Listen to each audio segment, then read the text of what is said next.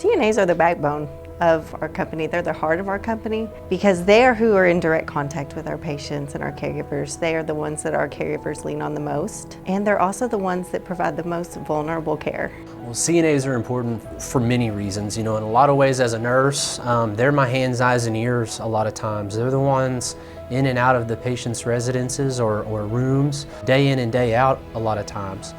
They are the go-to person in so many ways for our patients, and they a lot of times develop the strongest relationship with the patients, where they feel that they can share information with one of our CNAs and really be honest with them about how they're feeling.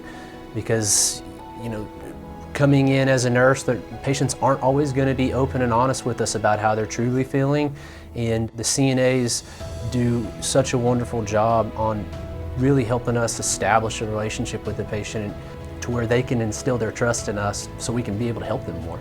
I want them to trust me. I want them to be able to talk to me, because if they're having any problems, if they'll tell me, I can maybe fix it. The patients get really close with the aides.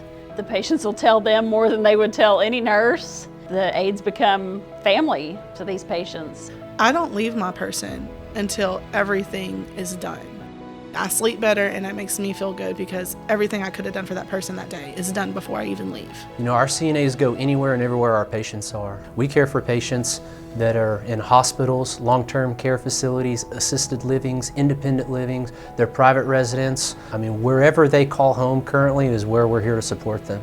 So I'll go to the nursing home, see my people, then, get in the car, drive the next.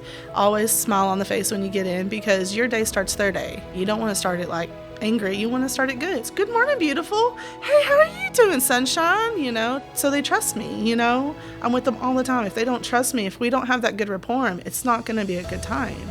So you just got to do what you can and make it as peaceful and as easy on them as you can. There was a situation that happened where a caregiver had reached out to me and said just so many wonderful things about the aide and mentioned them as being angels on earth. So I let the aide know what they said. Her response back was, it was just a shower. All I did was give them a shower. But that's so much more than a shower. They provided support and comfort and love in a very vulnerable and a very sorrowful, just very personal situation. They're going through the hardest thing that they're ever going to go through. Not only the patient, but the caregiver as well. What a lot of people don't necessarily realize if they're unfamiliar with hospice or just healthcare in general, the emotional and the spiritual support that our CNAs provide to our patients and their families and friends and loved ones.